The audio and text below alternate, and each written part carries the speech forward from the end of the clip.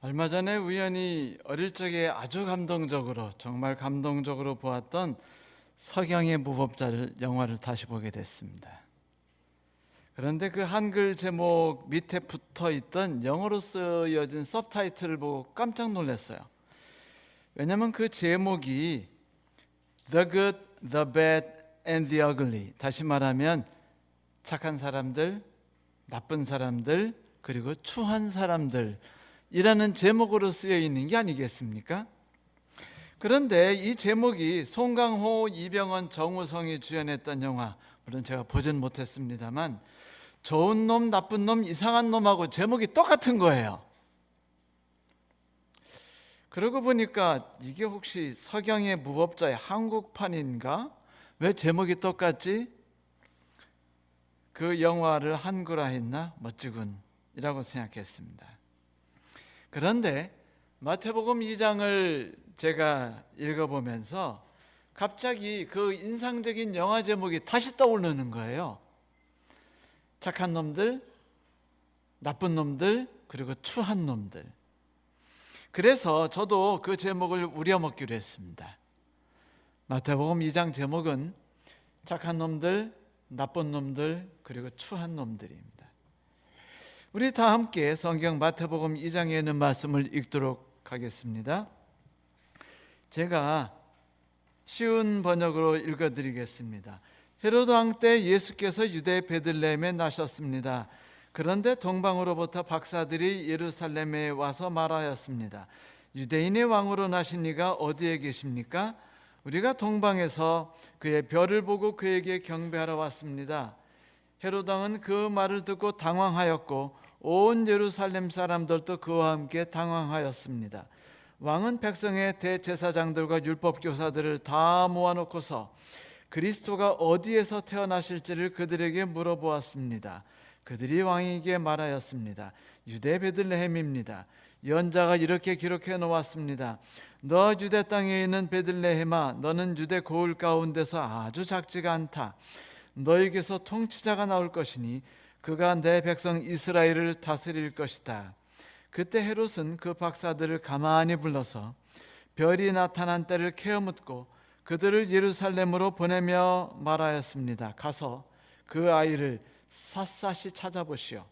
찾거든 나에게 알려주시오. 나도 가서 그에게 경배할 생각이요. 그들은 왕의 말을 듣고 떠났습니다. 그런데 동방에서 본 그 별이 그들 앞에 나타나서 그들을 인도해 가다가 아기가 있는 곳에 이르러 그 위에 멈추었습니다. 그들은 그 별을 보고 무척이나 크게 기뻐했습니다. 그들은 그 집에 들어가서 아기가 그의 어머니 마리와 함께 있는 것을 보고 엎드려서 그에게 경배하였습니다. 그리고 그들의 보물 상자를 열어서 아기에게 황금과 유향과 몰약을 예물로 드렸습니다. 그리고 그들은 꿈에 헤롯으로 돌아가지 말라는 지시를 받아 다른 길로 자기 나라에 돌아갔습니다. 크리스마스가 다가오면 지구상에 사는 대부분의 사람들의 마음속에 즐거움이 슬슬 끓어오르기 시작합니다. 이 세상에 태어나실 당시의 분위기를 밝고 따뜻하고 아름답게 묘사하기 위해서 거리에는 캐롤과 그리고 예수 그리스도와 관련된 여러 가지, 마지막으로 산타까지 포함해서 아름답게 장식하죠. 그리고 거의 모든 상점 주인들은 기도합니다. 오 예수님, 제가 당신하고는 별로 친하지 않지만 당신 날이 가까이 오니까 이렇게 간절히 기도드립니다. 이번 크리스마스 시즌엔 돈 좀 제대로 벌게 해주세요. 크리스마스는 이 세상 모든 사람들에게 희망과 평안과 그리고 즐거움을 나눠주는 것은 분명한 사실이에요. 그런데 2000년 전에 예수 그리스도께서 이 땅에 태어나셨을 때는 어땠을까요? 마태복음 2장에는 그리스도께서 이 땅에 탄생하신 것을 알게 된 사람들이 보여주는 세 종류의 반응을 우리에게 알려주고 있습니다. 첫째로는 바벨론 쪽에서 온 박사들의 경배, 둘째는 헤롯 대왕의 당황함과 분노, 그리고 세 번째 이스라엘 사람들과 성경학자들의 무관심이었습니다. 먼저 동방에서 온 박사들에 대해서 우리가 꼭 이야기를 해야 할 것 같아요. 이들은 세상에 살 거를 다 살아본 사람들이었습니다. 당시에 점술가, 박사라고 말한다면 왕궁에서 일하는 아주 고귀한 직종을 가진 사람이었어요. 관력, 돈, 명예를 한 번에 다 움켜쥔 사람들이었죠. 한마디로 말하면 세상에서 해볼 만한 거는 다 누려본 사람이라는 것입니다. 권력, 돈, 명예, 문명, 문화 다 누려봤어요. 그 이익을 충분히 즐겨봤고 상류층이라고 나름 말할 수 있는 그런 사람들이었죠. 그런데 이 사람들이 아마도 이 세상이 제공하고 있는 것들이 그들을 진정한 쉼과 평안과 기쁨 속에 이끌어주지 못한다는 것을 발견했나 봅니다. 진정한 삶의 가치를 추구하려다 보니까 이 세상에 제공하는 모든 것들이 진정한 구원의 삶, 구원의 사회, 구원의 왕국으로 그들을 이끌어주지 못하는 걸 깨달아요. 그래서 이제 세상을 의지하는 것이 그들에게 의미가 없다는 것을 알게 되었습니다. 그래서 진실, 진리, 진정한 가치에 대해서 추구하기 시작하죠. 그러자 하나님이 간절히 찾는 자에게 나타나 주시는 법이죠. 하나님이 그들에게 나타나셨습니다. 어느 날 이들이 하늘을 바라보고 별들을 살피고 있을 때 하늘에 나타난 매우 특별한 별을 봤어요. 특별한 별이라면 저도 매일 봅니다. 만석공원을 이렇게 등산이 아니고 산책하다 보면은요, 축구장 쪽으로 가면은 별이 앞에 쫙하니 크게 있는 걸 보는데 아무리 봐도 별 아닌 것 같아요. 아니죠? 네. 별치고는 너무 그 반짝임도 없고 일렁임도 없고 신비스러움이 없는 그냥 밝은 별 하나 있어요. 그런데 인공위성인지 뭔지 모르겠습니다. 그런데 이런 특별한 별을 그들이 보았을 때 그들은 자기들이 추구하고 진리를 알기 위해서 찾았던 여러 책 중에 저 멀리 유대에서 나온 성경이라는 곳에 메시아에 대해서 일컫는 그 부분들에 대한 것들이 떠오르기 시작했습니다. 이 말은 그들이 성경에 대해 얼마나 많은 관심을 갖고 있었는지를 말해주는 것이에요. 얼마나 진정으로 구원을 갈구했으며 진정한 삶을 추구하고 싶어 했는지 모른다는 것입니다.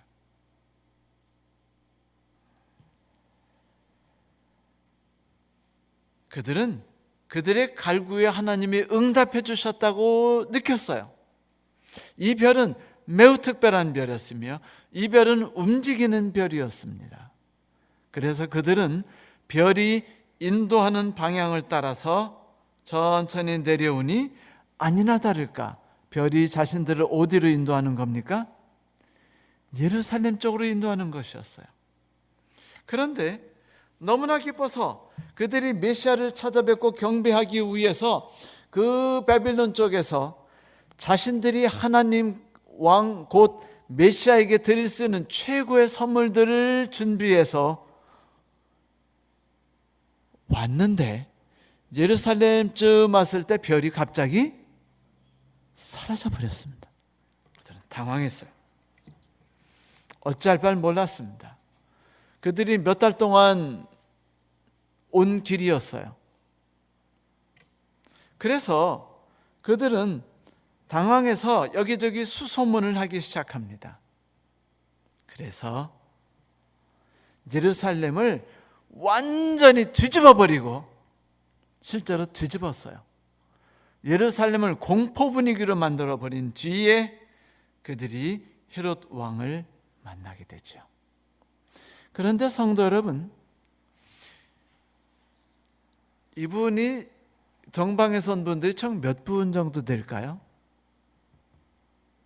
동방박사 하면 우리가 대개 몇 명이라고 생각하죠? 아니요, 성경에 3명이란 말 없습니다. 그냥 동방박사들이에요. 그런데 왜 3명이라고 생각했냐면 선물이 3가지였기 때문입니다. 선물은 황금과 유향과 모략이었어요. 그런데 이 선물들은 그들이 이 세상에서 준비할 수 있는 최고의 분에게 최고의 것이라고 드릴 수 있는, 자기들이 준비할 수 있는 최고의 선물이었어요. 최고의 의미를 가지고 있으며 최고의 가치를 가지고 있고 최고로 비싼 것들이었죠.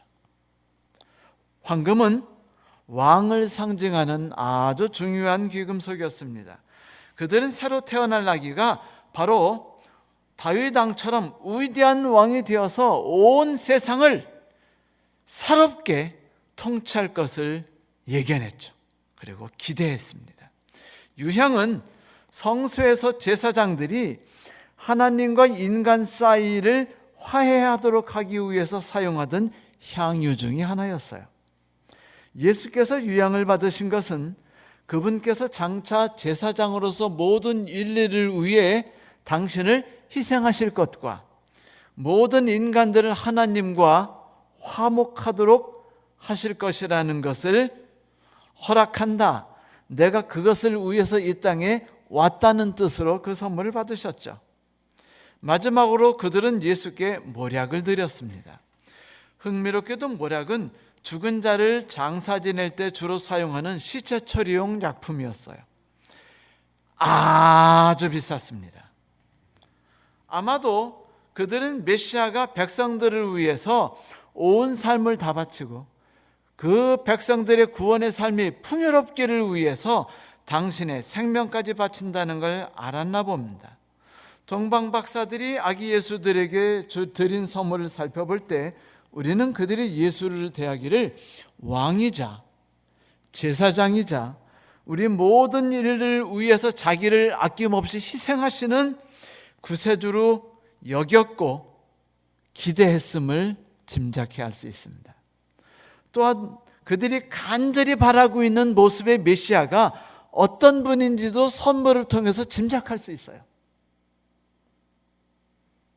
그들이 선물을 준비할 때 급히 준비했지만 많은 돈을 들여서 선물을 준비할 때 딱 3가지 준비할 때 그들이 무엇을 생각했는지, 그들의 머릿속에 어떤 생각이 돌았는지를 여러분 한번 상상해 보십시오. 아마 그들은 흥분에 빠졌을 거예요. 감격했을 것입니다.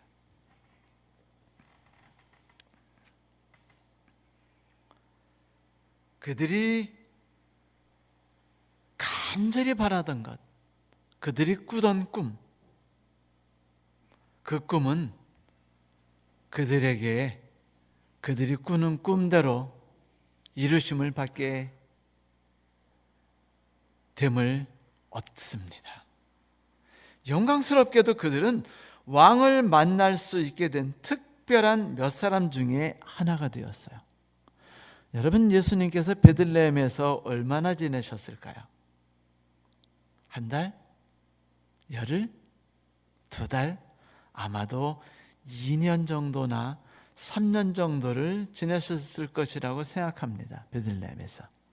거기서 8일째 할례를 받았으며, 그리고 거기에서 모든 예언들을 만났고, 그리고 아이가 거기서 안전하게 자랐으며, 그리고 바벨론에서 거기까지 찾아오는 시간들이 많이 지났죠.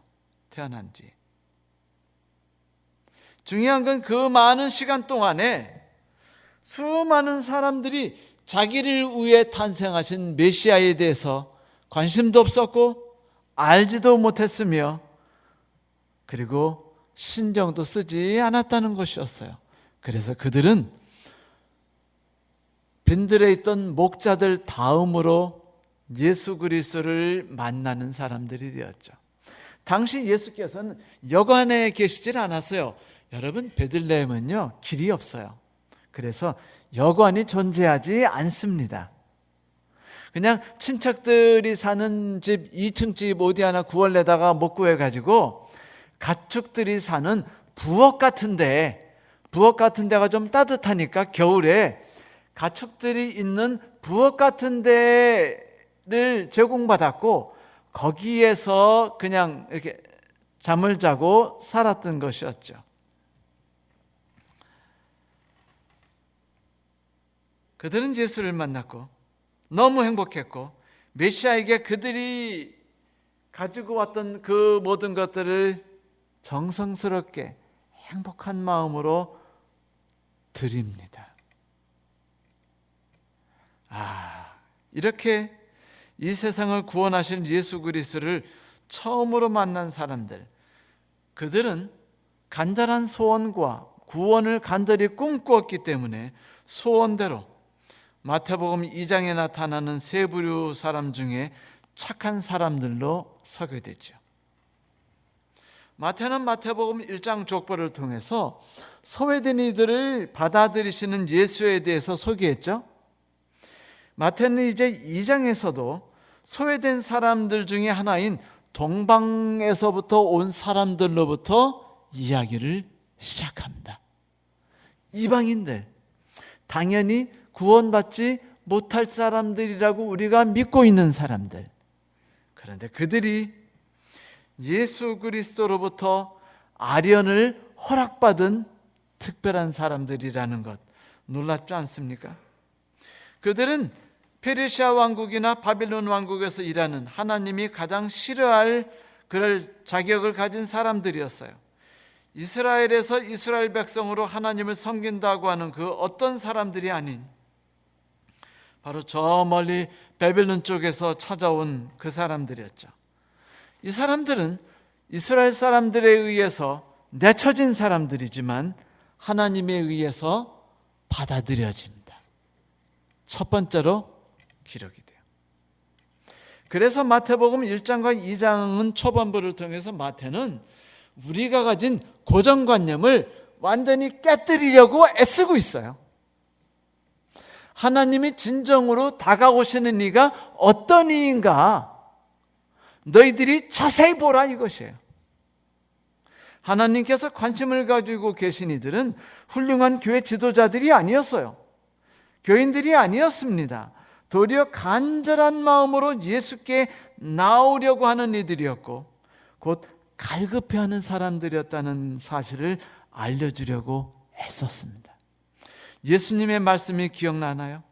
또 선지자 엘리사 때 이스라엘에 많은 나병 환자가 있었을 때 그 중에 한 사람도 깨끗함을 얻지 못하고 오직 수리아 사람 나만 뿐이었더라. 구원은 오직 하나님께로부터 오는 것은 분명한 사실이에요.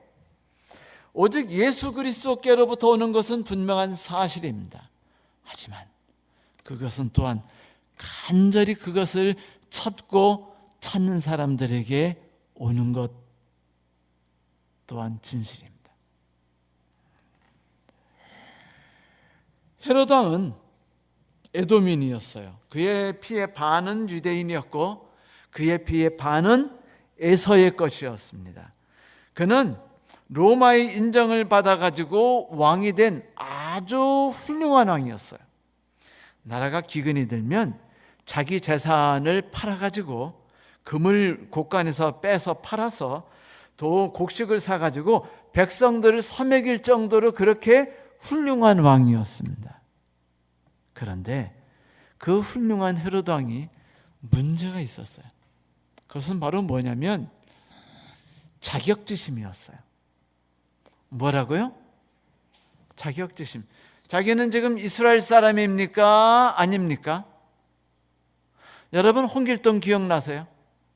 아들인데 아들이라고 말하지 못하고 아버지를 아버지라고 부르지 못하는 홍길동 기억나시죠? 그 서러움이 위대한 사람을 만들었지 않습니까? 그런데 똑같이 이 헤롯 왕은 이스라엘 사람이면서 이스라엘 사람이라고 불림을 받지 못해요. 그는 에돔 사람이었거든요. 피가 섞였어요.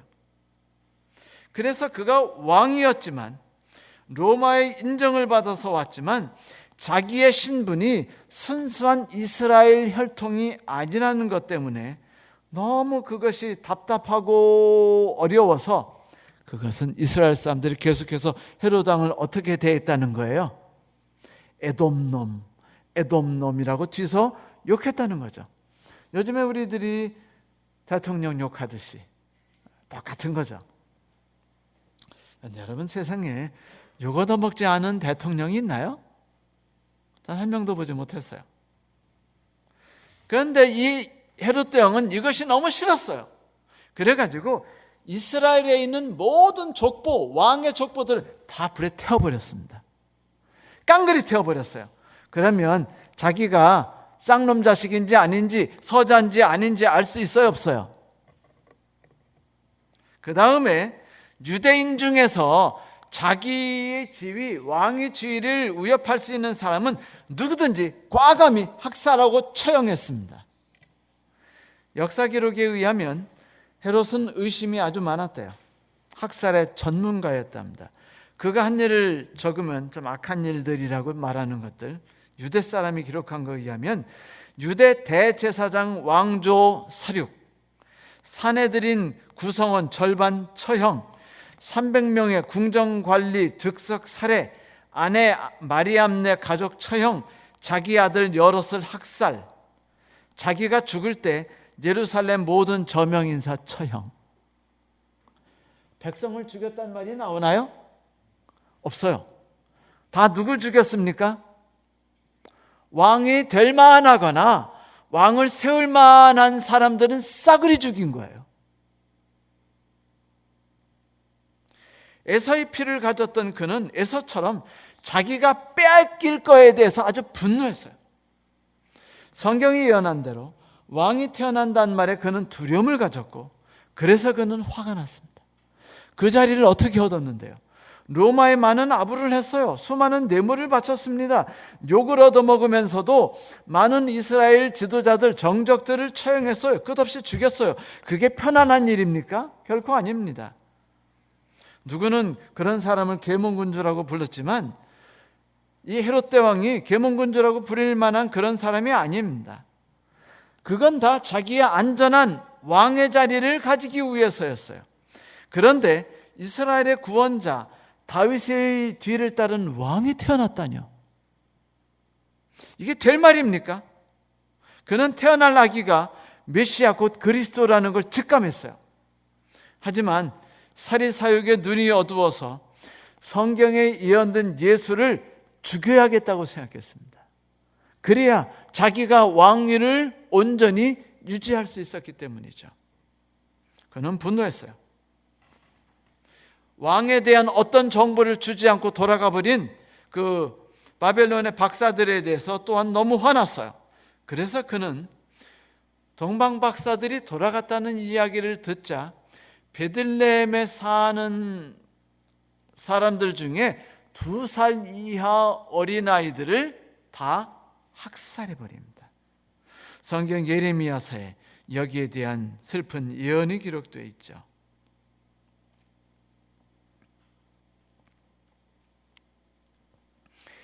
그런데 그가 그렇게 해도 빼앗기는 것이 그렇게 두려웠고 그렇게 분노했고 가진 것을 놓치지 않기 위해서 안간을 힘을 다해 움켜쥐었지만 결국 그는 AD 4년에 모든 것을 놓아버린 채 죽게 됩니다.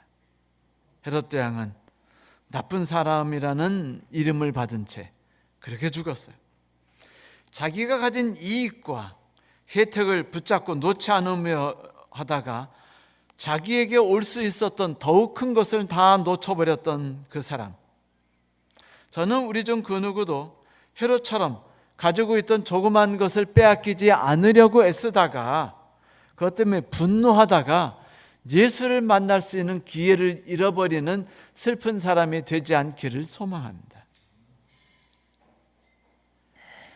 동방 박사들이 왔을 때 왕과 동방에서 온 사람들이 지극한 관심은 이스라엘에게 큰 충격을 줬어요.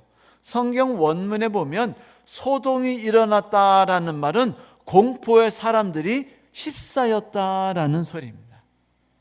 왜 예루살렘 사람들이 공포에 빠졌을까요? 바벨론 지역에서 일하던 박사들이 막 신기한 옷을 입고 여러 명이 왔어요. 그 다음에 막 낙타도 타고 오고, 그 다음에 사람들, 신하들도 여러 명 끌고 오고, 행렬이 쫙 오면서 사람들에게 수소문을 하는 겁니다. 메시아가 태어났지 않느냐? 어디서 태어나셨냐? 우리가 그분께 경배하기를 바란다. 그러자 사람들이 그 이야기를 듣고 어떻게 했을까요? 막 환호성을 지르기 시작합니다. 드디어 우리에게 메시아가 태어났구나. 점성술사들이 이것 때문에 바벨론 그 먼 곳에서 축하하기 위해서 왔어요. 이제 우리에게 희망이 생긴 겁니다. 꿈이 생긴 거예요. 더 이상은 불행과 이 저주스러운 삶에서 그렇게 압박받으며 살 필요가 없어요. 그래 그들은 만세를 부리며 좋아하기 시작했습니다. 그러자 긴장하기 시작한 사람들이 있었죠. 누구예요? 종교 지도자들. 그들은 백성들이 그렇게 환호하는 것이 불편했어요. 그 이유는 백성들이 환호하게 되면 누가 긴장하죠? 헤롯 대왕이 긴장해요. 헤롯 대왕이 긴장하면 나라가 어떻게 되죠? 네? 또다시 대학살 사건이 일어나요. 대학살 사건이 일어나면 자기들이 또다시 갑자기 죽임을 당할 수 있어요. 그래서 그들은 예수가 온 거 관심 없고 뭐만 관심 있었어요? 예수 때문에 혼동이 오는 게 싫었습니다. 그게 귀찮았어요. 자기들은 지금 편안히 잘 살지 않습니까? 그들은 동방박사와는 반대적인 삶을 산 사람들이에요.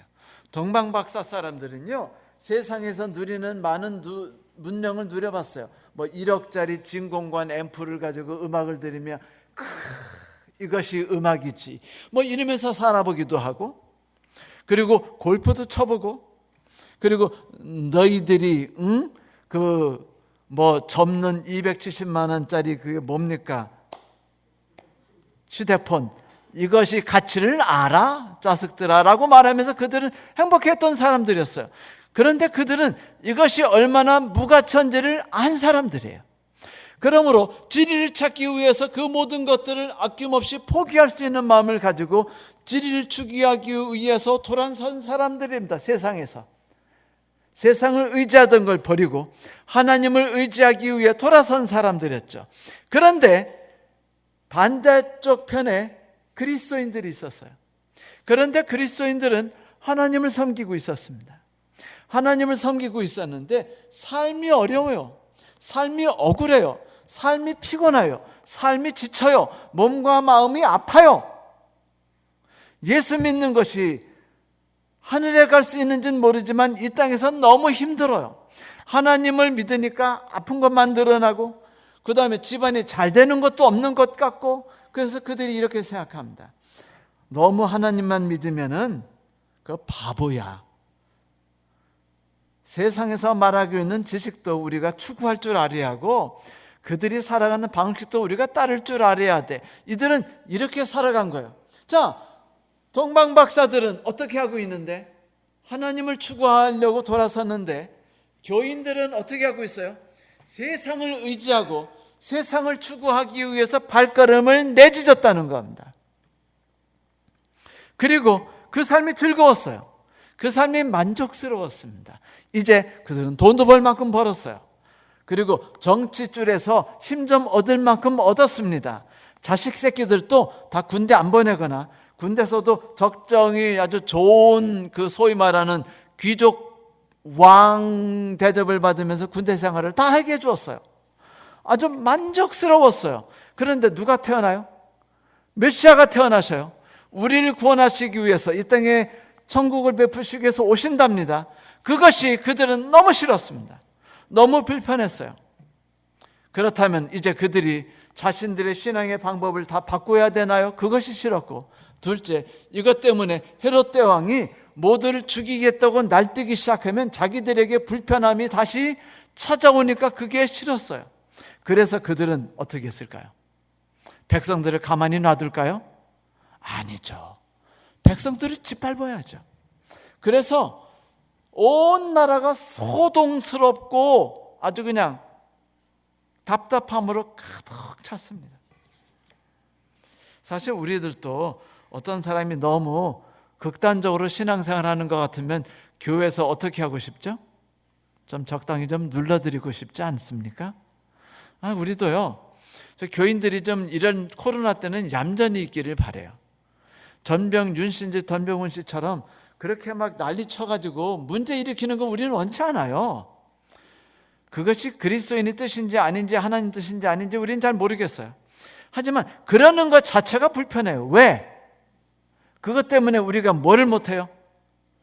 예배를 못 드려요. 예배 못 드리니까 당장요, 교우님들이 연금을 못 내시고, 연금을 못 내시니까 목회자의 월급이 줄어요. 그러니까 불편해요. 이거 싫은 겁니다. 그래서 이들이 불편해했어요. 여러분, 유대 땅 베들레헴이 어떤 지역인지 아십니까? 그들이 예수께서 태어나신 장소가 어디냐고 묻자 그들이 이구동성으로 말하기를 유대 땅 베들레헴입니다. 성경에 그렇게 예언되어 있습니다라고 말하면서 이사야 7장 이야기를 해줍니다. 그런데 여러분, 유대 땅 베들레헴 에브라다가 어떤 지역입니까? 라합이 슬픔 속에 죽었던 곳이었어요. 룻이 소외됨과 절망과 희망 없이 살던 이 여인이 희망을 안고 하나님의 그늘 아래서 쉼을 얻었던 장소였어요. 보아스가 한 여인으로 인해서 하나님의 사랑이 무엇인지를 충분히 만끽했던 장소였습니다. 위대한 다윗 왕이 거기서 태어나서 이스라엘을 건국한 바로 그 장소가 베들레헴이에요. 그런데 놀랍게도 이 베들레헴은요, 기후가 좋아서 올리브라는 과일이 아주 많이 나오는 땅입니다. 곡식도 아주 잘 자라요. 그래가지고 그 지방은요, 풍성함이 넘쳐 흘렀어요. 그 마을이 아주 작아요. 큰 지나가는 길이 없어서 여관 하나 없는 지역이었습니다. 그런데도 사람들이 베들레헴의 이름을 뭐라고 불렀습니까? 베들레헴. 뜻이 뭐죠? 여러분, 제가 태어난 곳이 어딘지 아세요? 홍성. 자라난 곳은 천안. 천안 뜻이 뭔지 아세요? 하늘 아래 편안한 곳이란 뜻입니다. 하늘 아래 편안한 곳.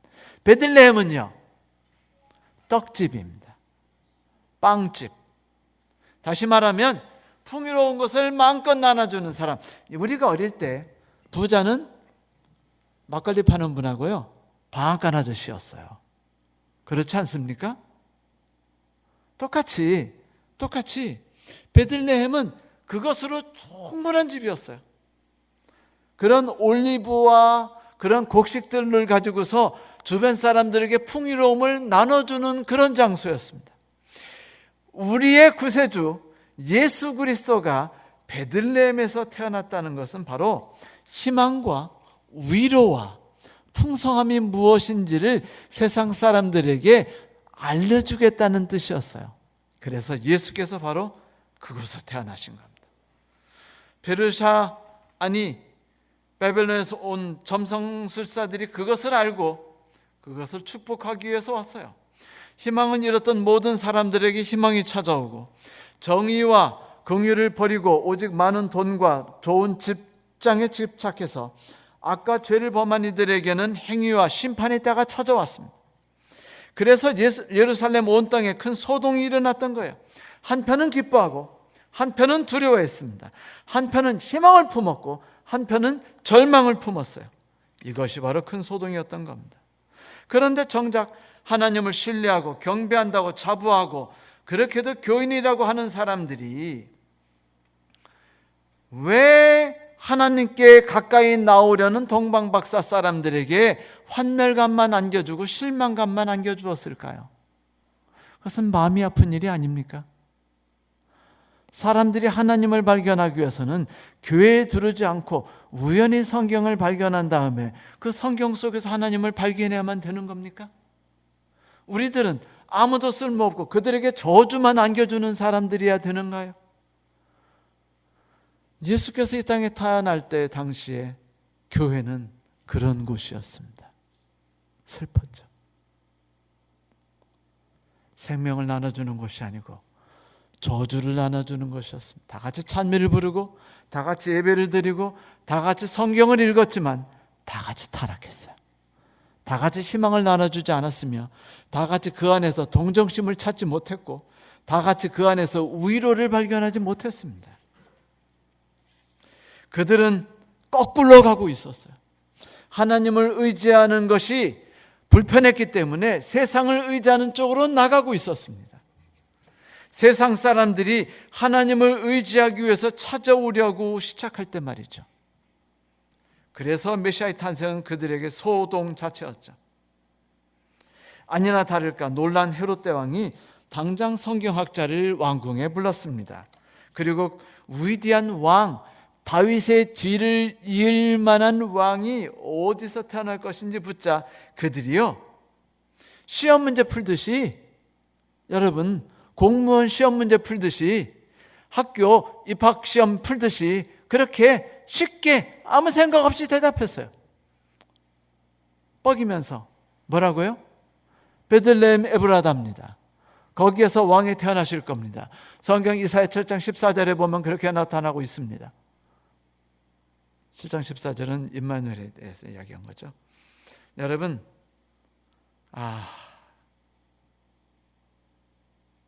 놀라운 사실은 그들이 멋진 지식은 갖고 있었는데 그분이 오시는 거에 대해서 아무도 감격에 빠져보지는 못했다는 것이에요. 흥분하지도 않았어요. 행복하지도 않았습니다. 마음에 기쁨이 넘쳐오지도 않았어요. 왕이 오시는데, 예수께서 이 땅에 재림하실 때 우리가 흥분하지 못한다면 그것이 어떨까요? 한 목사님이 83세가 되는 어떤 노인 할아버지를 찾아갔습니다. 찾아가서 그분이 죽음에 임하셨기 때문에 찾아가서 이제 방문을 했는데, 그 할아버님이 죽어가시면서 목사님을 보더니 손을 꽉 잡고 악수를 했어요. 놓지를 않는 겁니다. 그래서 목사님이 막 당황하시면서 이렇게 한 손을 빼가지고 한 손을 잡은 채 성경을 펴서 읽어드렸는데, 성경 말씀을 들으면서 절대로 손을 놓지 않으셨어요. 손이 아프도록. 그러자 주변에 계신 가족이 목사님에게 이렇게 말했습니다. 목사님, 우리 아버지는 지금 너무나 가슴이 벅차 계십니다. 드디어 사랑하시는 하나님이 계시는 곳에 간다는 생각에 흥분해가지고 너무 좋아서 목사님이 오시자마자 이 말은 못하시지만 이 기쁜 소식을 함께 나누기 위해서 지금 목사님 손을 꽉 잡았습니다. 그 글을 제가 읽는 순간에 제 마음이 얼마나 부끄러웠는지 몰라요. 예수 그리스도 초림 때 그러지 못했던 그 삶이 어떤 것인지. 여러분, 그러니 이스라엘 백성들에게 희망이 있겠습니까?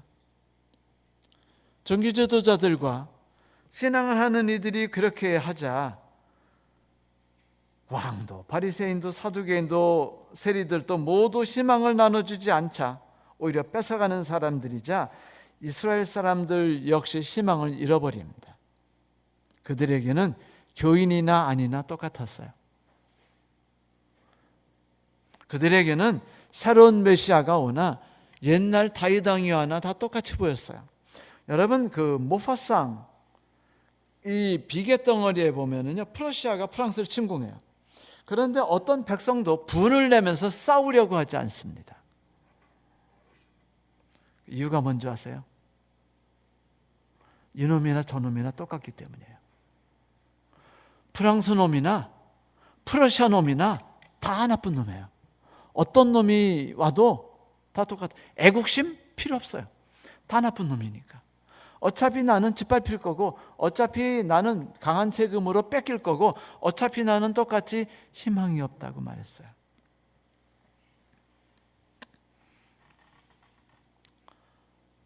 내일이 오늘보다 더 나을 것이라고 아무도 상상하지 않았습니다. 그래서 그들은 그저 피곤했어요. 어떤 새로운 왕이 와봤자 그놈들도 결국 그들이 죽어라고 농사지은 땅의 곡식과 과일을 뺏어갈 뿐 아닙니까? 그래서 그들은 다가오신 메시아에 대해서 무관심했죠. 무관심. 그래요. 지도자들이 무관심했고 백성들이 무관심했습니다. 그들의 관심은 야당이든 여당이든 그저 권력 있는 사람들이 자리에 껴서 돈과 힘을 얻어서 잘 먹고 잘 사는 거였어요. 모두 정의를 부르짖죠. 그것은요, 빼앗기 위함입니다. 모두 공정함을 부르짖죠. 다 빼앗기 위함입니다. 저는 지금 우리나라에 있는 어떤 지도자도 공정을 부르짖지만 한 명도 공정한 사람은 없다고 믿고 있어요. 다 도둑놈들입니다. 그들은 백성들이 고통당한다고 소리 지르지만 그 소리 지르는 이유는 그것을 통해 돈을 벌어 처먹기 위해서입니다. 그래서 백성들이 슬픔과 고통에 대해 무관심했어요. 누가 그래요? 사람이 등을 돌리면 눈물을 보지 못한다고요. 이스라엘 지도자들은 백성의 슬픔과 고통에 등을 돌렸기 때문에 그들이 흘리는 눈물을 보지 못했어요. 그래서 그들은 하나님께서 흘리시는 눈물조차 보지 못했습니다. 그들 모두에 대해서 양심의 등을 돌리고 있었기 때문이죠. 제사장이 어떤 사람입니까? 하나님이 그들을 거룩한 제사장으로 세우셨을 때 그들에게 지어주신 특권과 의무가 무엇이었죠? 곧 백성들의 눈물을 그 눈에서 씻어주는 것이 아니었습니까?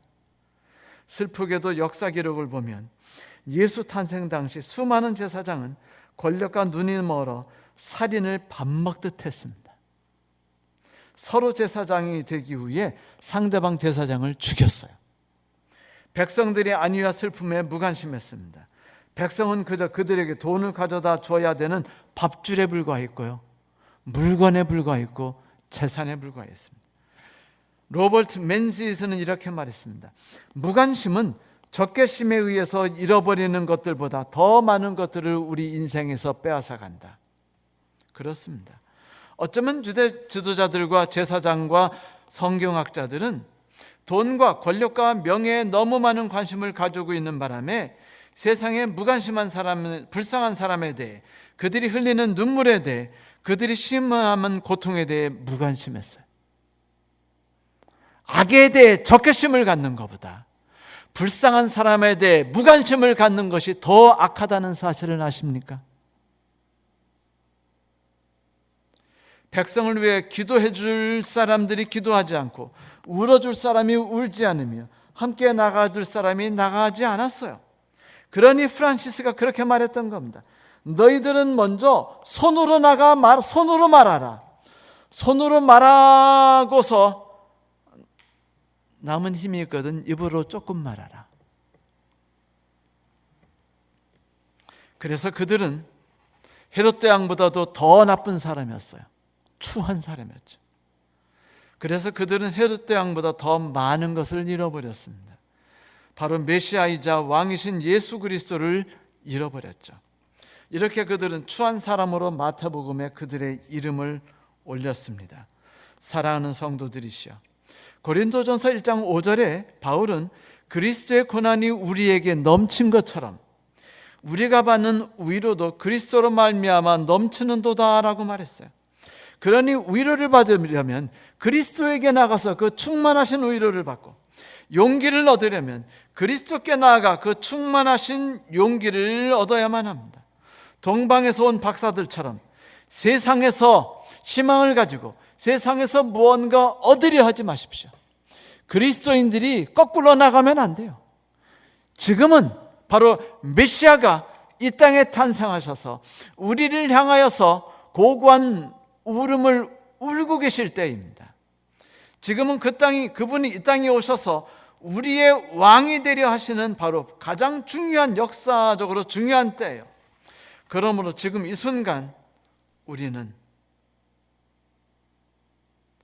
세상에서 위로와 용기를 받으려 하지 않고 오직 용기를 찾아서 이 땅에 내려오신 메시아이자 왕이신 예수를 인해서 위로와 용기와 솟는 힘을 얻어야 할 것입니다. 주께서 이를 위해 이 땅에 내려오셨고 이를 위해 베들레헴에 내려오셨습니다. 그리고 위로와 동정심과 풍요로움이 넘치는 그 베들레헴 땅에서 우리에게 이렇게 외치시죠. 수고하고 무거운 짐진 자들아 다 내게로 오라. 내가 너희를 쉬게 하리라. 이것이 바로 마태복음 2장에서 마태가 우리에게 해주는 말씀입니다. 감사합니다.